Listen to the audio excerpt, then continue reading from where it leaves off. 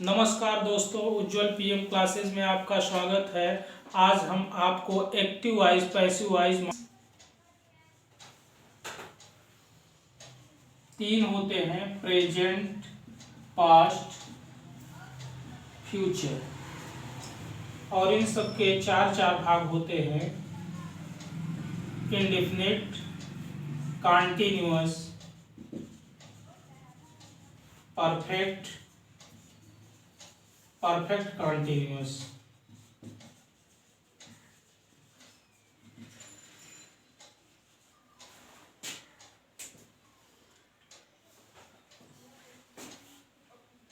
तो सबसे पहला हम लेते हैं present indefinite tense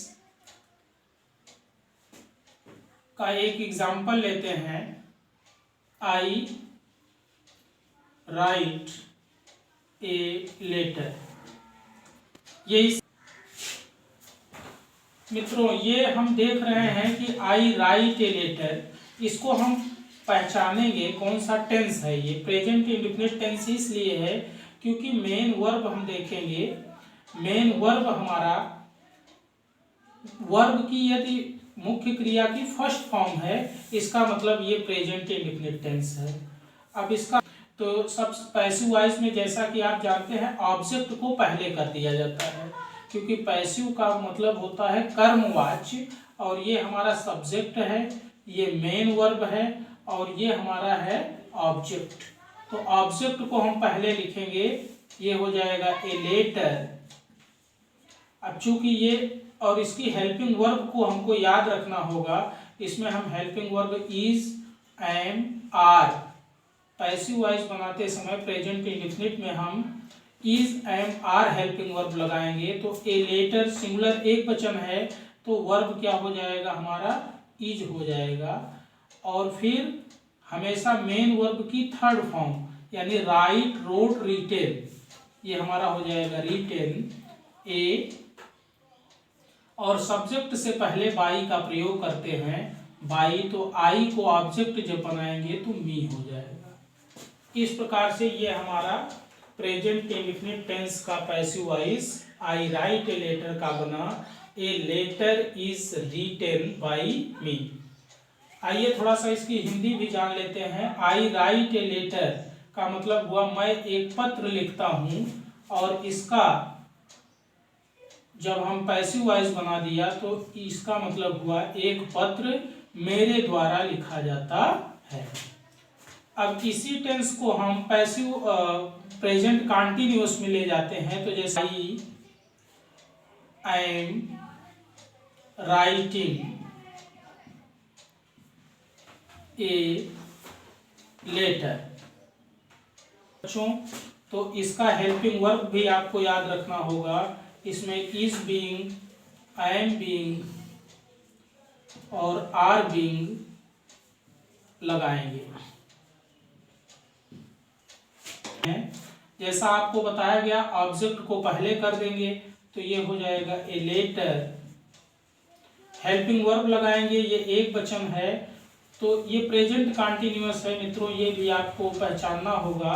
present continuous में इज, एम, आर, और यदि क्रिया में आई एन जी लगा रहे तो आपको सेंटेंस को समझ जाना चाहिए कि ये प्रेजेंट कॉन्टिन्यूअस में है। अब ए लेटर हो गया, इसके बाद हेल्पिंग वर्ब हमारा हो गया इज, बीइंग, और मुख्य क्रिया की हमेशा थर्ड फॉर्म लगाना चाहिए, तो ये हो जाएगा रिटेन, और सब्जेक्ट से पहले बाई का प्रयोग, आई का ऑब्जेक्ट में हो जाएगा। तो ये हमारा पैसिव वॉइस हो गया। थोड़ा सा हिंदी भी जान लीजिए इसका। I am writing a letter, मैं एक पत्र लिख रहा हूँ, और जब हमने पैसिव वॉइस में बदल दिया इसका a letter is being written by me, तो इसका अर्थ ये हुआ कि एक पत्र मेरे द्वारा लिखा जा रहा है।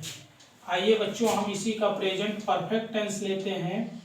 आई, प्रेजेंट परफेक्ट में आप जानते हैं हैज या हैव का प्रयोग होगा, तो आई के साथ हैव का प्रयोग किया जाता है, ये हो जाएगा रिटेन। आई वाइज बनाते हैं, तो ये हो जाएगा ए लेटर। इसका हेल्पिंग वर्ब या तो हैज बीन लगाएंगे या तो हैव बीन लगाएंगे। तो ये हो जाएगा ए लेटर हैज बीन, क्रिया की थर्ड फॉर्म पहले से इसमें लगता है तो ये हो जाएगा written by me. Present perfect continuous का passive voice, I have written a letter. मित्रों प्रेजेंट परफेक्ट टेंस है, इसको हम हैज हैव और क्रिया की थर्ड फॉर्म है तो इससे पहचानेंगे कि ये हमारा प्रेजेंट परफेक्ट टेंस है। अब हम इसको पैसिव वॉइस में जब बदलेंगे तो ऑब्जेक्ट को पहले कर दिया ए लेटर, एक वचन के साथ हैज बीन का प्रयोग किया जाता है और बहुवचन या आई यू बी दे है तो इसके साथ हैव बीन लगाएंगे। फिलहाल यहाँ पे लेटर सिंगुलर नंबर है इसलिए सिंगुलर नंबर का वर्ब भी लगाएंगे हैज बीन। वर्ब की थर्ड फॉर्म ऑलरेडी इसमें रहता है और सब्जेक्ट से पहले बाई का प्रयोग किया जाता है और आई का ऑब्जेक्ट मी होता है। अब इसका अर्थ भी जान लेते हैं।